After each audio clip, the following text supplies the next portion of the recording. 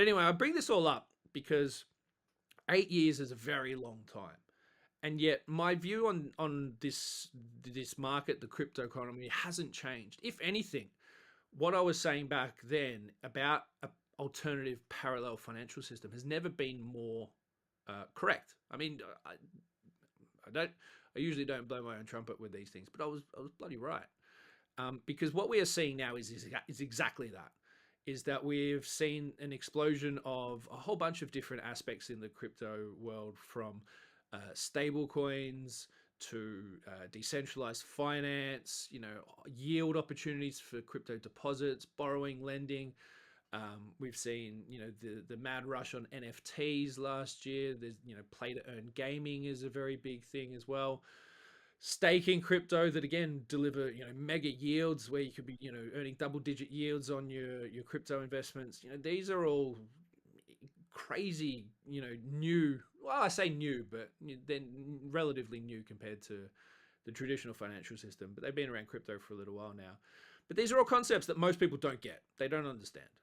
When they think about the world of crypto, they see Bitcoin, they see price volatility, and the kind of conversation ends there.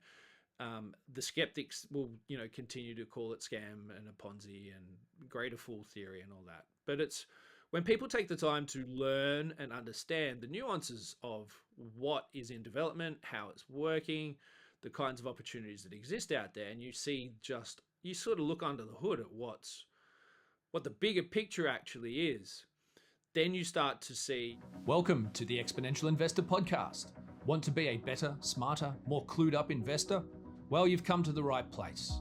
We cover the breakthrough investment ideas you don't hear about in the mainstream to keep you on top of the megatrends and opportunities reshaping our world.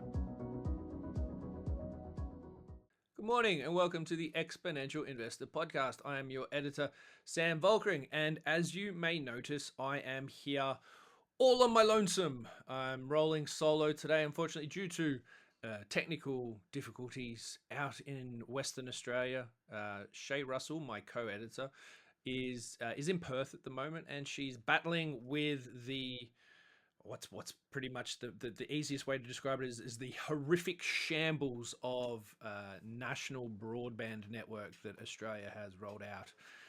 One of the worst infrastructure projects possibly ever known on the history of the planet is the NBN out in Australia. And unfortunately, Shay has fallen victim to its feeble nature. And so we were unable to get her on the call today. So it's just me doing a one-man band monologue to camera, talking to you today about all things investment related.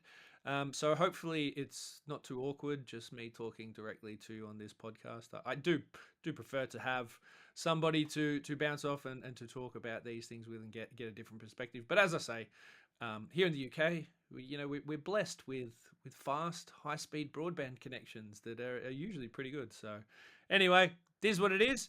And so I figured today what I wanted to talk to you about actually is something that something I've been researching now for well over a decade, and specifically talking about the crypto markets, because I've been doing a bit of work recently, I guess, really trying to piece together and look forward as to what the next 10 years in this market brings. And when I look back to where I first began with everything, when I first discovered Bitcoin was back in 2010, and 2011 it started to really sort of capture my imagination a little bit more. I didn't really start to quite properly understand it till I'd sort of been sniffing around and researching and testing and trying and experimenting with it for about a year or so.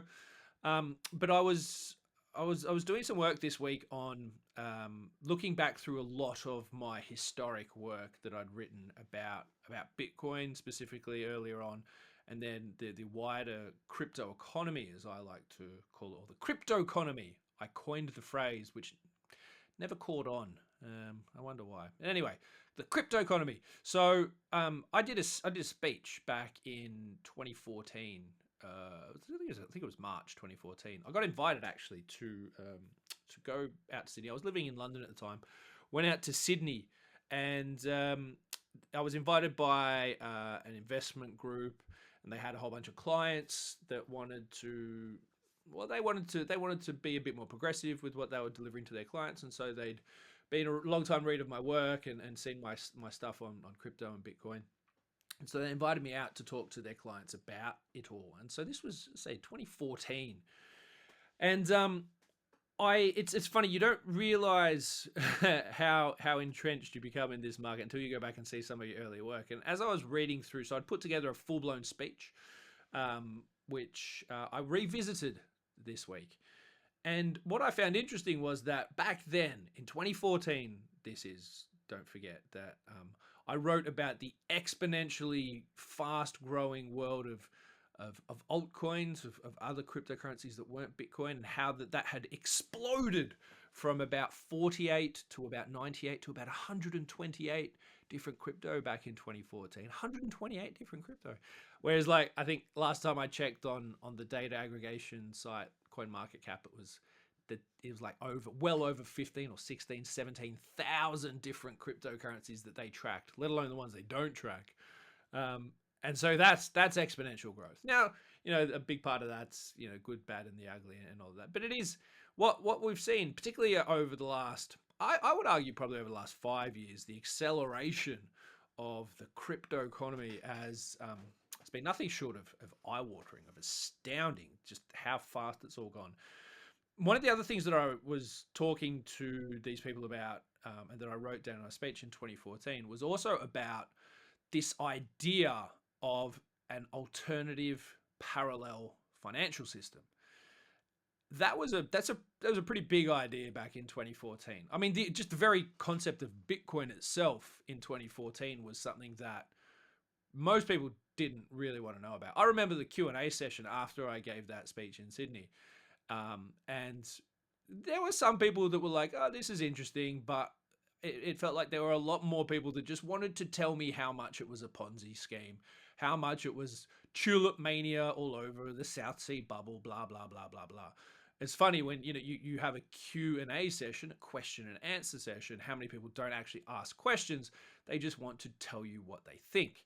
Anyway, so I copped a little bit, it's sort of, some people you can't convince, and you'll never convince that what is happening in this space is much bigger than they could possibly ever realize. And I would hope that everyone that was in that crowd, it was only a crowd of about 40, maybe 45, 50 people. I would hope that they remember that from 8 years ago, and that they see what's happening now, and they see the change, and they have maybe changed their mind. I would hope. I don't think, or maybe if you're watching or listening to this today and you were in that audience in Sydney back in 2014 when I spoke about Bitcoin, and look, my views have changed a little bit on Bitcoin as a speculative investment vehicle. Back then I spoke a lot about it being a medium of exchange, a global currency standard. As I say, I spoke about it being a genuine alternative financial system that runs in parallel with the traditional system that we have. If you're listening and you were in on that speech and you still follow my work, write in, let me know if your views have changed or if what you think about the market right now. But anyway, I bring this all up because 8 years is a very long time. And yet my view on this market, the crypto economy, hasn't changed. If anything, what I was saying back then about an alternative parallel financial system has never been more correct. I mean, I usually don't blow my own trumpet with these things, but I was bloody right. Because what we are seeing now is exactly that. Is that we've seen an explosion of a whole bunch of different aspects in the crypto world, from stable coins to decentralized finance, yield opportunities for crypto deposits, borrowing, lending. We've seen, the mad rush on NFTs last year. There's, play to earn gaming is a very big thing as well.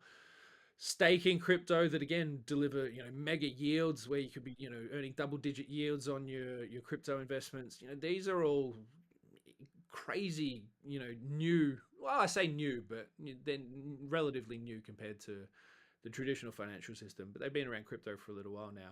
But these are all concepts that most people don't get. They don't understand. when they think about the world of crypto, they see Bitcoin, they see price volatility, and the kind of conversation ends there. The skeptics will, continue to call it scam and a Ponzi and greater fool theory and all that. But it's when people take the time to learn and understand the nuances of what is in development, how it's working, the kinds of opportunities that exist out there, and you sort of look under the hood at what the bigger picture actually is, then you start to see the potential of what's coming over the next 8 years as we take ourselves towards 2030. And I think that's kind of what I wanted to really explain to you today, was that idea of the bigger picture is actually a lot more important than people probably give it credit in the current market. It's very easy to get caught up in short-term price volatility swings. The price of Bitcoin is recorded and repeated on mainstream news now daily. All financial mainstream media cover the price of Bitcoin and other cryptocurrencies daily.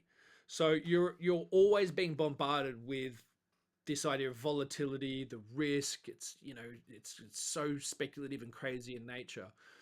But I want you to sort of take a step back from that and remove yourself from that conversation, from that short-termism, I suppose, is one way to look at it, and put yourselves in the shoes of a young person back in 2014 who had discovered this world a couple of years earlier, had spent a couple of years really researching it and understanding it, and then to come to the conclusion that we were looking at one of the largest, probably arguably the largest change to the most entrenched of all industries, banking and finance, that the world has ever seen. So the idea of a completely new alternative parallel financial system was big back then. It's still a big idea today that people still don't give enough credit to, but that's exactly what's being built out.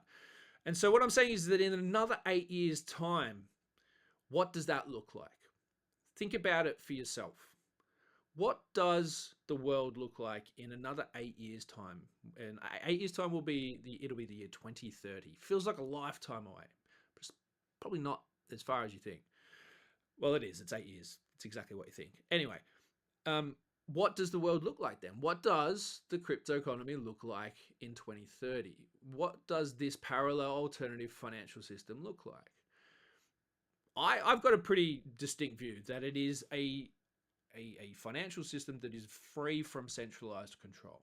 It was the same concepts that I was talking about 8 years ago, and it'll be the same concepts that I'm talking about in another 8 years' time. That is a very distinct difference from the traditional financial system that we know, that is very centralized, very controlled, very manipulated, based on the decisions and policy making of a select few groups of people. Whereas crypto economy is very much the antithesis of that. It is the alternative. It is the way out of that centralized control. And so I think that I'm not naive enough to think that the current traditional financial system is just going to end. I think it will face a lot of challenges from internally within its own system and externally from the crypto economy and what's happening in that space. And we're already starting to see how governments and how centralized policymakers are starting to think about these things. Recently, obviously, the United Kingdom came out and the government said that we want to be a central hub of crypto asset activity and development and growth and opportunity. But again, they want to be a centralized hub of that. They want to be the controlling point of that. And we've seen, the Financial Conduct Authority take a lot more interest in the space. They're looking to hire and bring people on board to, oversee and provide some protections for consumers, which, some of these things are actually good. Some consumer protections would be good in this space because there is a lot of shady activity that comes from, people with conflicts of interest and, that comes from a place where they put themselves above the people that they purport to be serving. So anyway, some light-handed oversight from regulatory bodies isn't a bad thing. Centralized control, in my view, of this crypto economy can't be done. They will try, but ultimately, that idea of an alternative system is something that I think will provide a way out from that centralized control. Having said that, the alternative, the traditional system that we know and use today, I think is going to become a lot more digital, and we've really started to see that a lot more as well with this, with this concept and idea of central bank backed digital currencies, CBDCs, which again, in my view, I think is an inevitability. And I think it's inevitable in the sense of it provides the government a greater point of access to actually control the things that they can't control within the traditional financial system. So the cash economy or the black economy, where there is still a lot of dealing in that space that avoids taxes.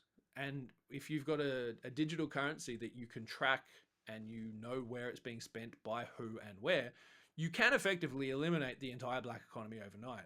And we're talking about huge potential extra revenues from tax collection just from one point of thing. So even if it's just that reason that it makes a much more efficient tax collection system, that I think would be motivation enough for them to go ahead and do that.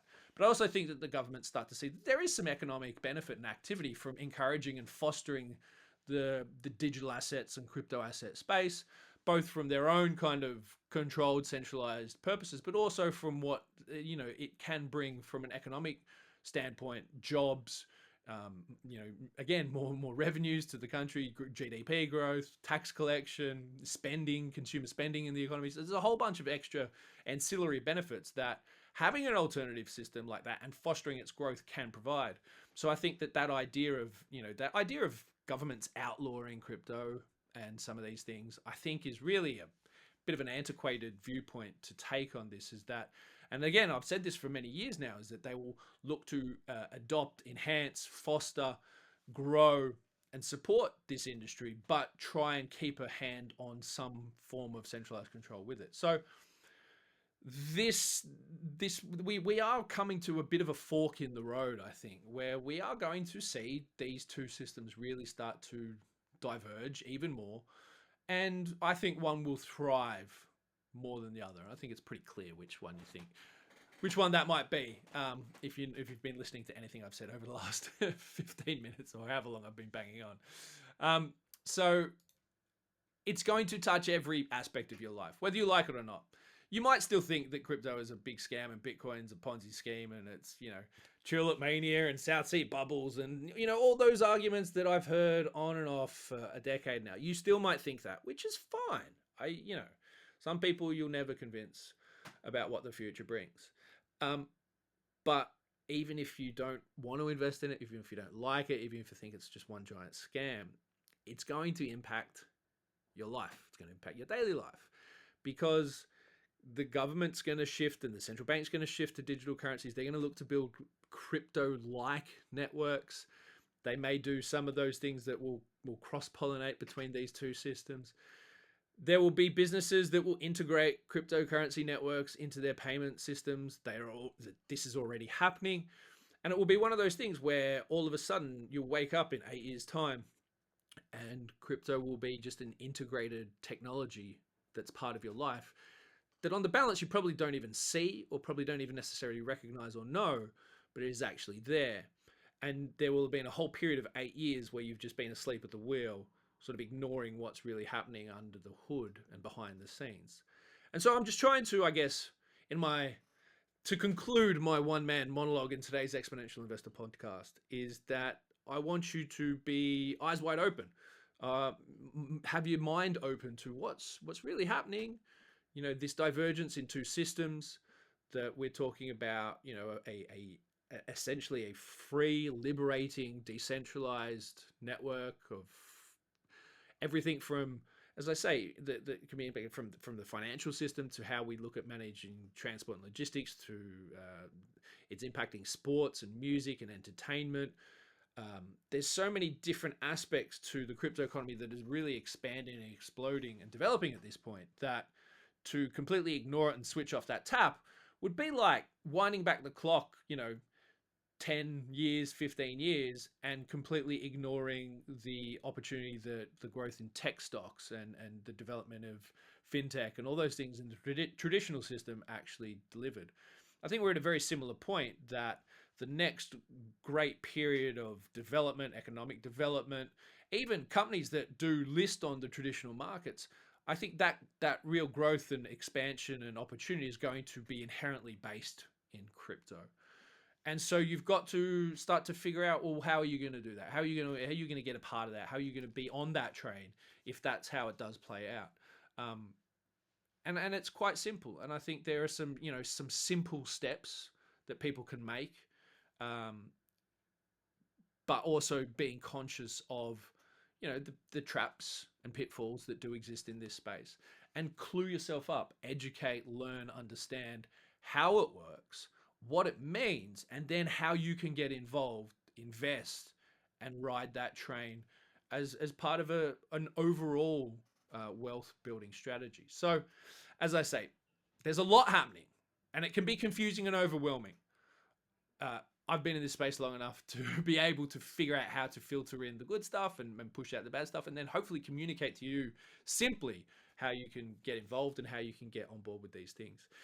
You'll also find in this video, on this video, around this video, somewhere in a link, there will be a link in this video about a lot of the stuff I've been talking about today, about how crypto is about to change the world in a way that many people have not seen coming. It expands on a lot of the topics and issues I've been talking about today. In fact, it's a very big interview that I've just done.